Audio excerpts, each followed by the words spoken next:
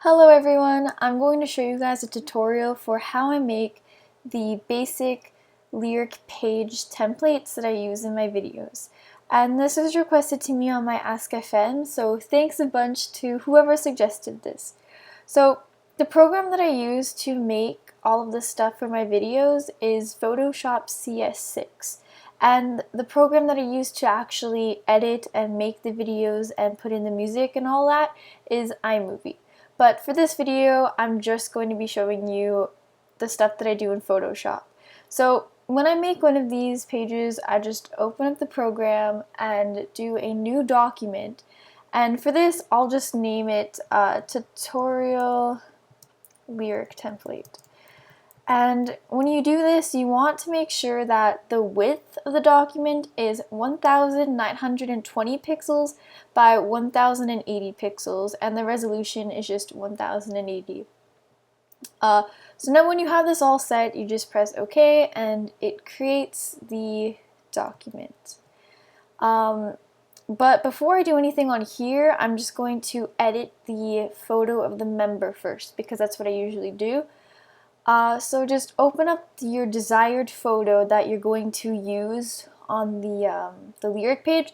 And for this video, I will be doing a photo of Dio. And if you're wondering where I got this photo from, there's this really great website that has a lot of HD photos of EXO members.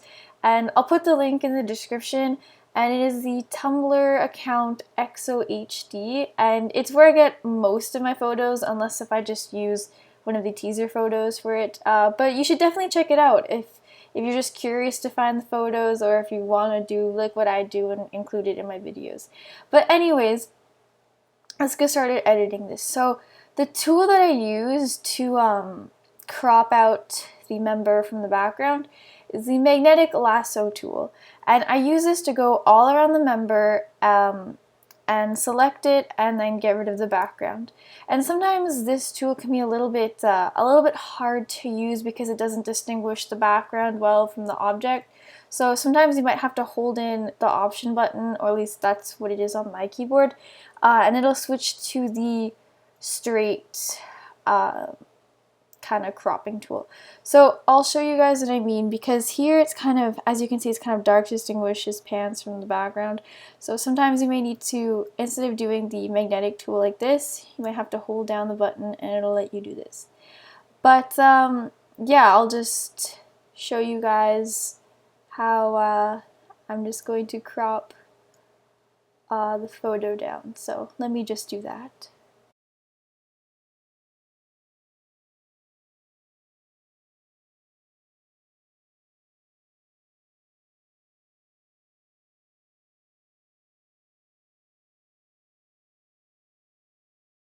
Okay, so when I do the last part of the member down here, I just always make sure I hold down the option button and then go right down beyond the photo, so that I'm able to go right directly to the bottom. And then to finish off the cropping, I just keep that button hold down, and then I make sure I go down below the photo, so that, like I said, it goes right down towards the end, and then join it up to connect with the other side. Okay, so now that that is done, I then go to the select and mask tab thing there, and I kind of play around with some of these options here. I have a general understanding of what they do, but to be honest, I don't really know what they do, so I just kind of played around until, or play around with it until I get the desired kind of edge effect. So yeah, I'll just go ahead and do that.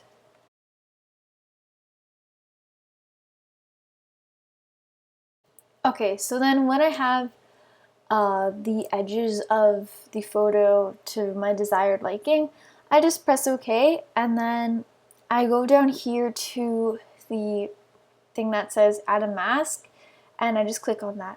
And this allows the background to then be removed and have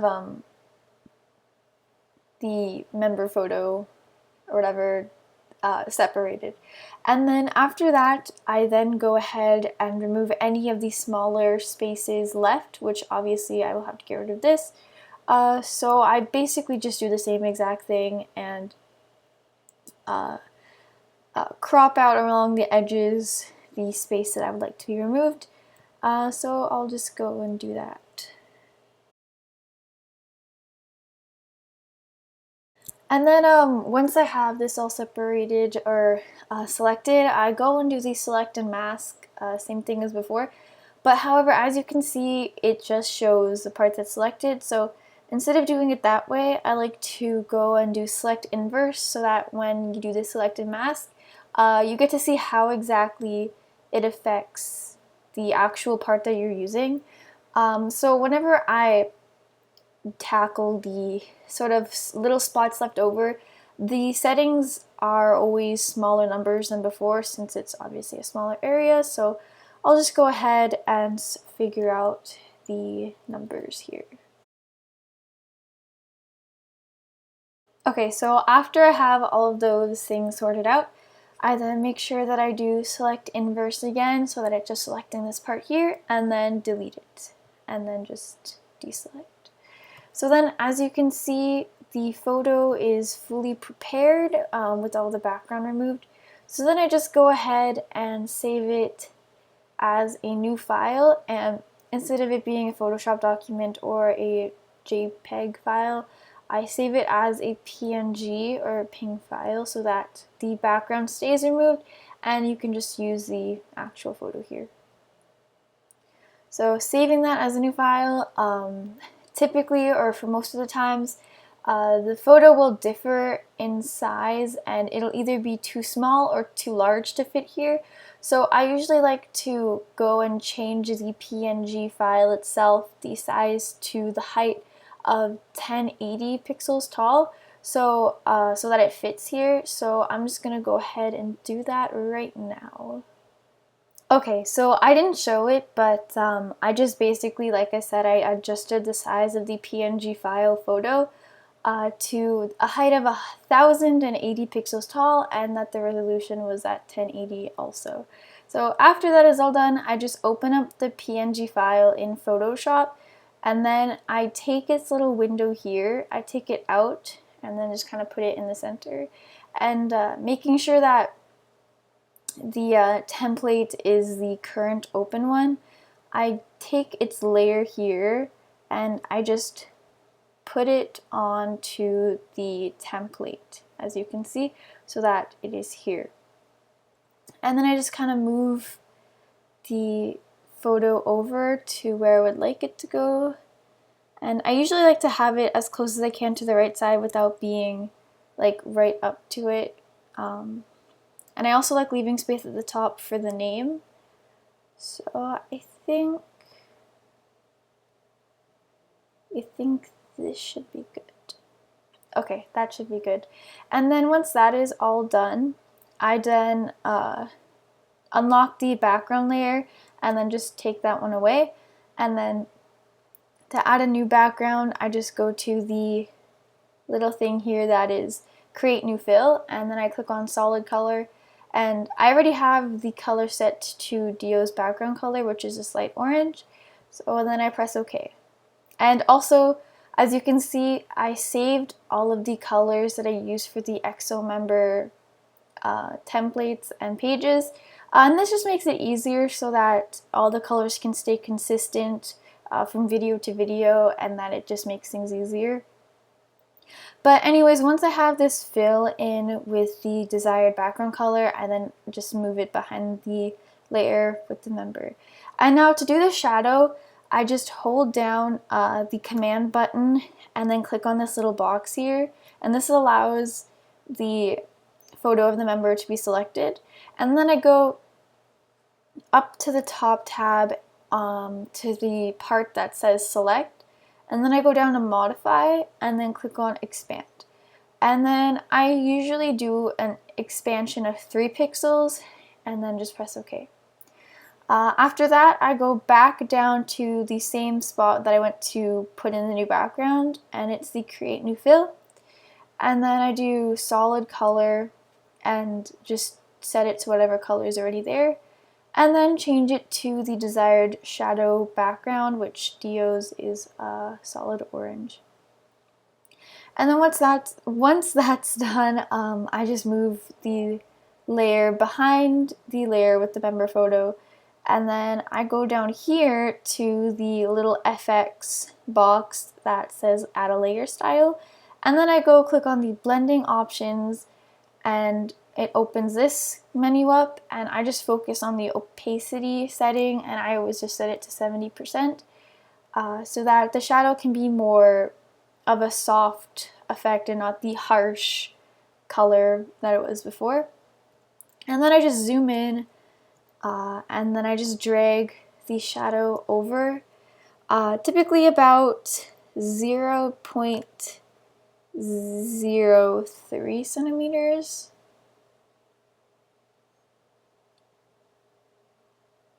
Yeah, and then just making sure that it lines up at the bottom still.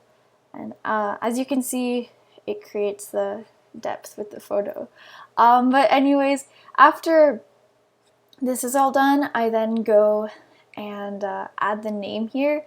And usually, just a side note, I typically don't start fresh like what I'm doing here when making new templates. I usually just take the old ones of each member, and then I just delete the photos here and then just add the new photo, add a new shadow, so that the name is kept and all of the preset lyric things are set. And this just makes it easier and much more efficient, and it stays consistent with the placement of things from video to video. But for this video, obviously I'm going to show you guys how I originally made it. But anyways, at the top I like to put the name in the Hangul, which the font that I use is called Who Blue Sky, right here. And let me just pull up my Korean keyboard, and we can put D O. And the size of this font is typically, I think, 2 points, 2-point font, I'm pretty sure. Yes, and then below it I put the name and just the letters. And this is typically in the font Always Forever, right here. So D-O. And I think this is typically in 3-point font. Yes. And then I'll just kind of shift around the name until it kind of fits nicely together.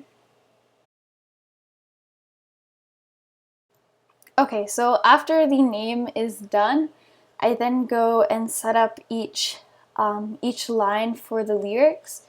And at the top, I put the Hangul, which, like I said, it's the same font as the name, which is Who Blue Sky.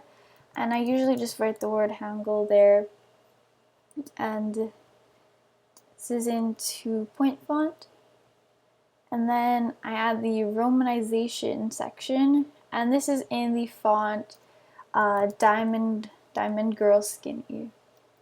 So romanization. And this is in the size 1.5.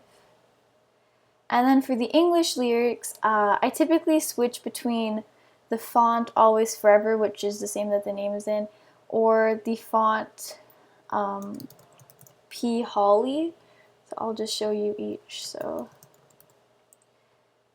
and this is, I think, in 3 font. So it's usually either this font or Always Forever. But typically I use Always Forever for slower songs or more like happy songs, I guess you could say. But the font here always matches with this font. So yeah, and for just basically any other song I use P. Holly, but yeah, okay.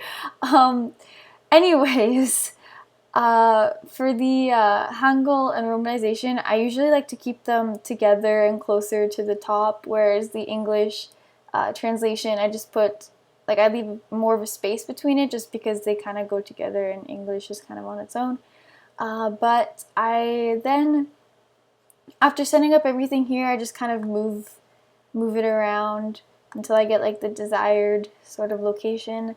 But I typically like to keep them just between, like in the middle between the member photo and the left side. So I'll just do that right now.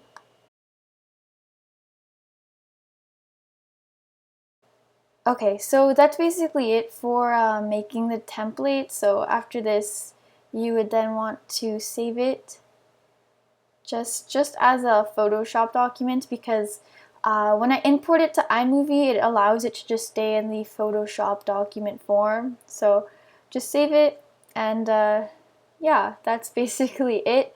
I know that there's probably I know that there's a bunch of other ways that you can make these lyric pages and just the lyric videos in general. There's probably faster ways to do it, but this is just the way that works for me. I've changed a lot, or yeah, I've changed quite a few things from when I first started doing them. So, like who suggested this to me, this tutorial idea for me, they said that they also do lyric videos. So you'll just probably find your own way of doing things as well, because I've really found out a lot of different ways to do things as I've made more and more videos. But when it comes to actually making the lyric videos themselves, I like to pull up in my browser. I have 3 tabs open with lyrics, and the first tab has the Hangul in it, the second tab has the romanization in it, and the third tab has the English in it. And this allows me to easily switch from Photoshop to the browser with the lyrics that I need. And I just usually copy and paste each sentence or verse into here, and then whenever I have one of these done, I save it as a number and put it in a folder with the song name so that it all stays in order. And this just makes it a lot easier to import it and have everything in order. And in case if I made a mistake, I can easily go and fix it and then just save over the number file and then just import it again and switch it up and make sure that I'm able to fix the mistake. I think that's just about covers it. I really hope that I was able to explain everything well and that you were able to understand it. But if there's anything that you're unclear about, just leave a comment down below and I'll be able to reply to you as soon as I can. But yeah, thanks again to who requested this, and thank you guys so much for 47,000 subscribers. I'm so happy. I don't even know how to describe it. It feels so cool to have so many people subscribe to me. But yeah, thanks so much. I really hope that this tutorial was helpful for you in any way, whether you're just curious about how I do the videos or if you are thinking about making videos or are making them. But yeah, anyway, I hope that you guys have a great day. Thanks again for watching, and peace out.